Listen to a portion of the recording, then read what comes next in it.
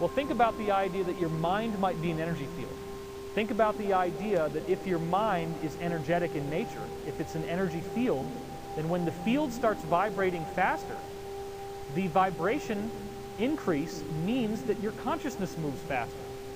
Things are moving faster in the field, meaning you can think faster, meaning insight comes to you more rapidly, meaning that your consciousness is changing.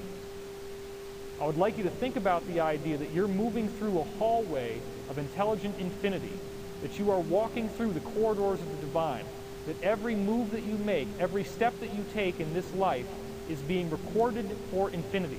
The point of power is in the present. It's not going to be in guilt over the past. It's not going to be in fear over the future. Our consciousness is the cutting edge in which God, or the Creator, is evolving now. The universe is not a static whole that is waiting for you to catch up to it. The universe, as it says in the Law of One, is in a state of becoming. Your mind, your evolution, your consciousness right now is part of that evolution. The choices that you make, whether you're going to do the easy thing or whether you might do the more difficult thing, could determine so much. The mystery of identity is the greatest mystery of all, because you're now seeing the evidence that the galaxy has programmed us to go through an incremental stage of evolution at this time, a spontaneous shift, almost like a flashbulb going off from a photographer. And after that flashbulb goes off and you open up your eyes and you look around, it's a whole new world. I don't want you to look up to me. I don't want you to put me on a pedestal. I have plenty of issues of my own. I have plenty of difficulties that I struggle with. I do have problems. So do you. So does everyone. Our aim is that you are confused and you can embrace the confusion. In fact, in the Law of One it says, it is entirely necessary that an entity consciously realize it does not understand in order to be ready for what is coming in 2012. To consciously realize you do not understand is to recognize that confusion is implicit in human incarnation. You can't get away from it. It's who you are. It's what you are. You're not meant to understand everything. This brain, this body that you have, cannot take in the consciousness of the field. It cannot take in the vast intelligence of the cosmos. You only are given a portion of who you really are. Again, I would ask you not to look to me to be that person who, oh, I have to meet you, David, I have to meet you. The person I want you to meet is yourself.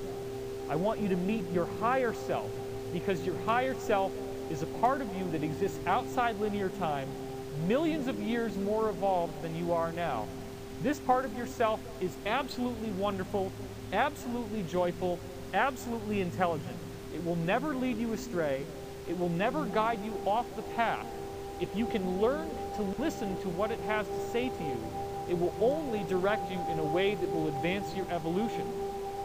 The problem, if you want to call it that, is that sometimes what advances your evolution is very difficult. It's very painful.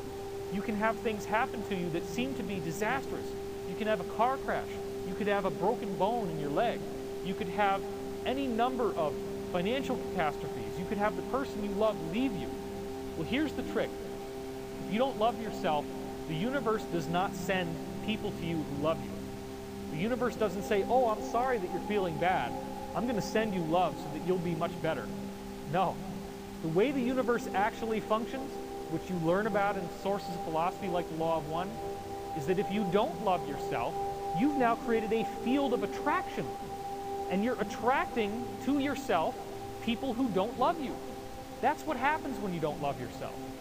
You don't get sent that which you haven't created. You get sent that which you have created. And you attract the like energy that you're putting out there. The universe does that deliberately so that when those unloving people come into your life, you will learn from them. You will learn to say no. This is not the power of now, this is the power of no. And the power of no is what comes to you when you learn to love yourself enough that you're not going to be manipulated. You're not going to be beholden to other people's negativity. When you look at the problems that we have on the earth now with the dreaded Illuminati or the New World Order, they're here by design. They're here because we attracted them here. They're here because they're fulfilling a function that stimulates the evolution of consciousness. Our consciousness is evolving by their presence. They are not simply villains who need to be eliminated. They are fulfilling a valuable function. By enslaving us, by manipulating us, by stealing our money, they are taking the power away from us that we have not acknowledged that we have. With all these technologies that I have showed you, with the limitless energy in the vacuum, we have the potential to eliminate fossil fuel, to eliminate the need to pay for energy. And with the elimination of scarcity comes the elimination of an economic system. It won't happen right away, but we can transition into a system in which there is no need for money at all. A system in which goods and services are provided by robots that we build, the technology that we build, the free energy devices that we build. But the universe cannot allow us to have that technology until we love and respect ourselves enough that we can use it responsibly. The family that we have, the galactic citizenry who's out there in the cosmos, who look human, almost the same as us, in many cases very similar to us, can't welcome us into their home until we are able to fundamentally rewrite the script that says that your God is different than my God, and therefore I'm going to kill you, I'm going to attack you, because my God is the good one. God is the universe. God is matter and energy and consciousness. There is nothing outside that universal consciousness. Almost every major religion on earth is monotheistic at its core and believes in one intelligent universal being that the universe has emanated from. Various enlightened teachers, as I said before, have given us knowledge based on their own perspective from their own culture.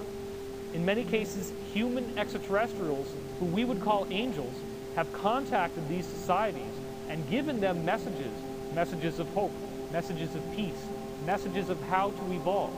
And then over time, you get the texts rewritten, you get cultural differences, you get semantic differences, and they become religions. They become stratified, so that you don't just have one way of thinking. And that's okay.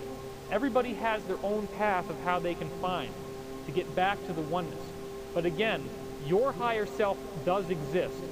If you identify qualities in someone like myself or someone else, and you admire those qualities, and you're sitting there hoping that you'll be able to meet a person like that, look no farther to the stillness of the quiet point within yourself that you can find in meditation. Because in the now, there is that contact with your higher self. You can simply breathe in the consciousness of the universe and be one with who you are right now. You can live that consciousness. You can fulfill the promise that, in fact, human becomes godlike. That is the promise that ultimately even is in the Bible. Because in John 14:12, Jesus actually says, "As I do these things," meaning the miracles, "so shall you do them, and greater things, for I go unto my Father." The Father is the field. The Father is the intelligence of the cosmos. When you go unto the Father, when you go into the cosmos, when you tap into the field in the now, in the present moment, you have attained peace. You have transcended the duality of this world that says good and evil, light and darkness. You can see that those people in the past who may have been controlling and manipulating you will only bring you to a point that you could stand on your own 2 feet, learn to say no without being angry, but by forgiveness.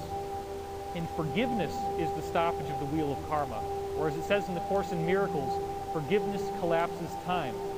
Time is what it takes to get from where you are now to where you will be when you reunify with yourself as the one infinite creator, as the infinite intelligence this cosmos is built from.